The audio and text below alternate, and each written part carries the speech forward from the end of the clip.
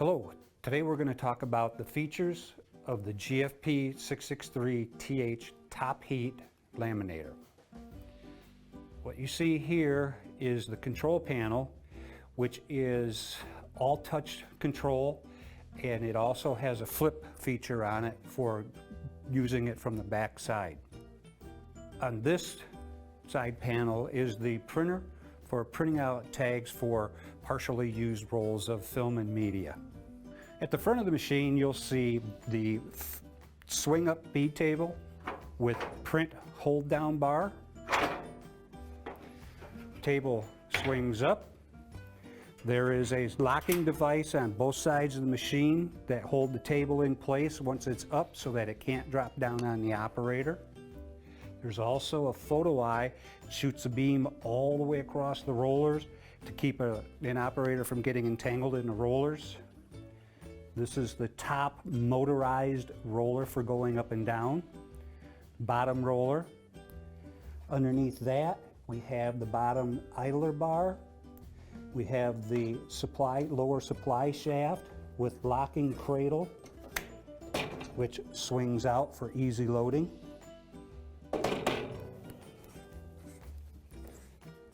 Here we have the print media guides to keep the print from telescoping. Down here we have the front casters with locking devices and the foot pedal.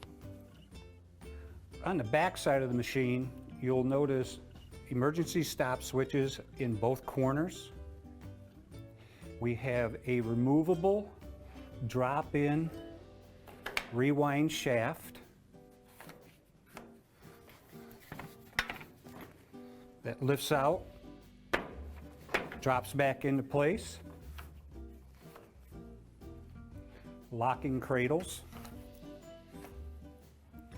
We have the upper unwind supply shaft that swings out for easy loading.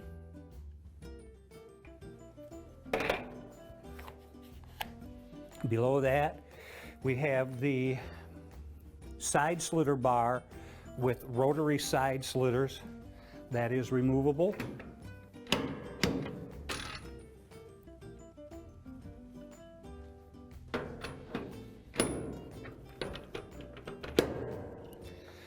Below that, we have the slitter guide bar.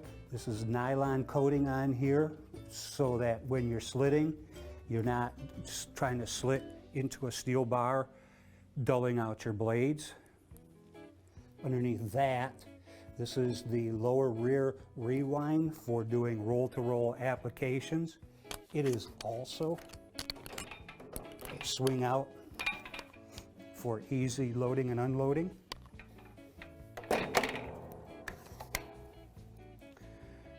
Next, we have the main power on-off switch, power cord, and the connector for the foot pedal. On this side of the machine, we have our controls for our shafts. This is the clutch for the upper rewind. This is the brake control for the upper unwind. This is the clutch for the lower rear rewind, and this is the brake for the lower supply unwind shaft. Now let's take a look at the control panel. This is all touchscreen control. We have numerous functions on this control panel, such as our main run and stop. We have a help, which goes in, shows us all the tutorial features that we need, shows all the webbing diagrams, talks about what all of the control knobs are for the brakes and the clutch, talks about what the up and down keys are for raising and lowering the roller. Then it also talks about outside of these keys, you can actually use finger slide. You can use it inside of here, or you can use it outside of there for both pressure and gap. This also talks about how we're going to use the counter.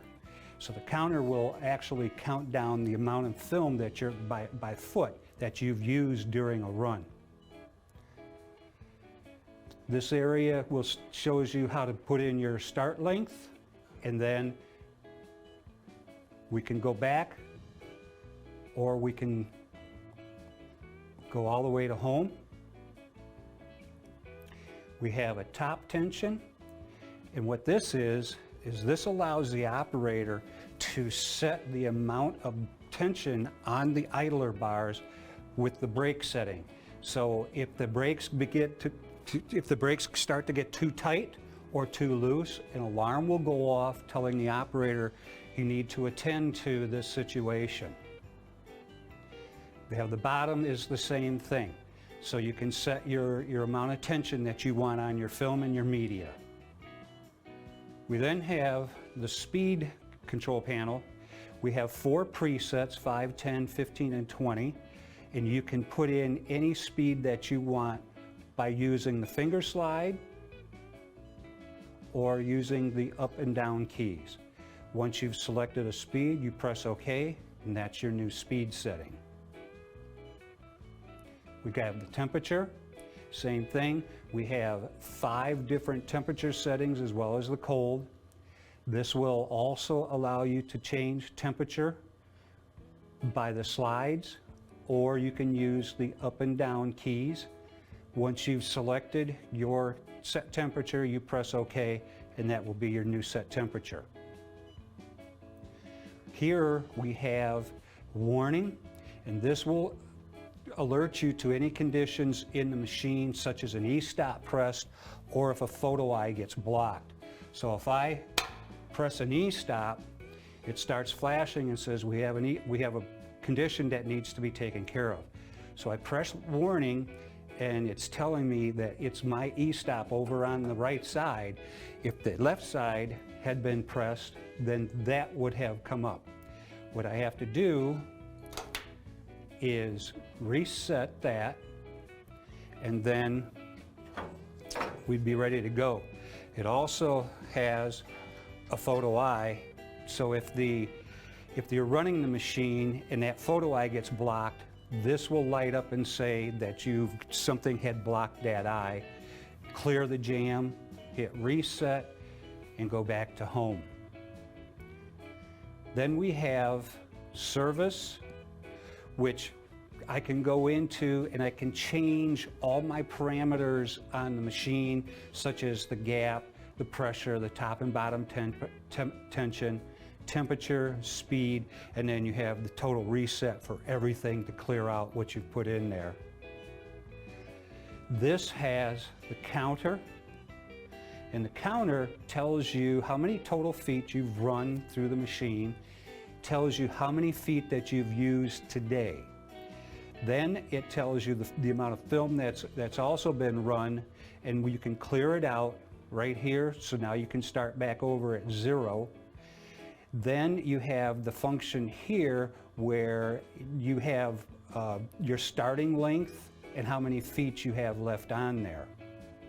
You can also change everything with your film finger slides and your up and down keys. This is the printer. So what this does is, after you've run your job, if you have a partial roll left, it tells you how many feet you ran and how many feet are going to be left on that roll. You can also enter in the type of film and the finish.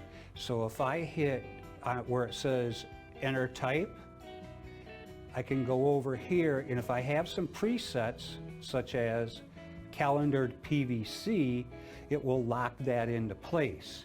If I go to my finish and I press that, and I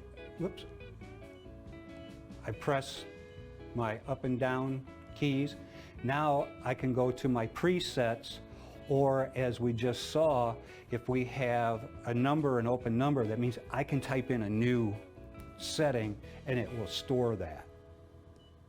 So we have textured, we have a calendared PVC that's textured, and I'm going to go ahead and say print, and when I hit print, my printer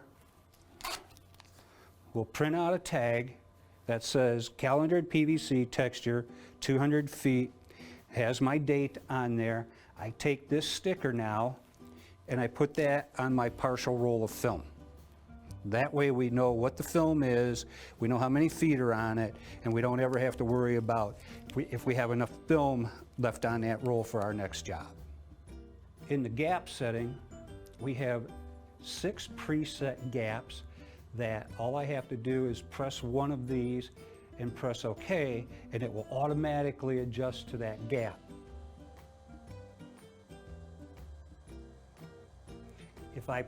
After I press OK, it will then go to that gap every single time I press the gap setting. And I can adjust that wherever I need. I can do it with these, I can do it with my up and down keys, or I can use my finger slides. Once it's set, it'll hold that in place until you go in and change it to a new setting. So if I press 1, it'll go to 1 and it'll stay there.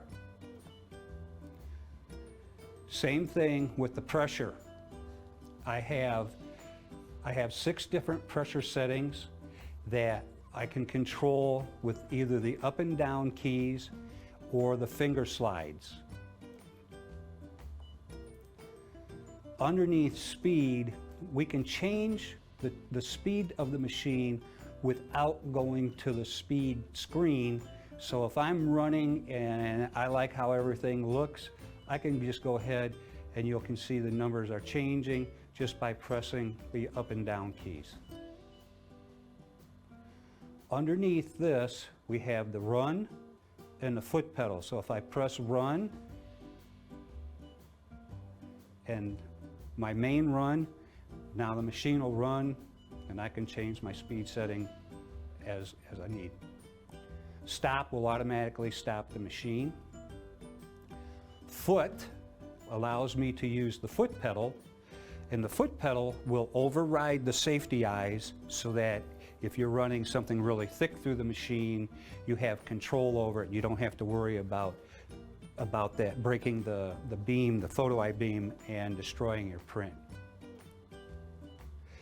Over here, you have forward and reverse. This is the hot and cold setting. So right now I'm not running any heat. If I press hot, whatever I have stored in up here will automatically start heating up.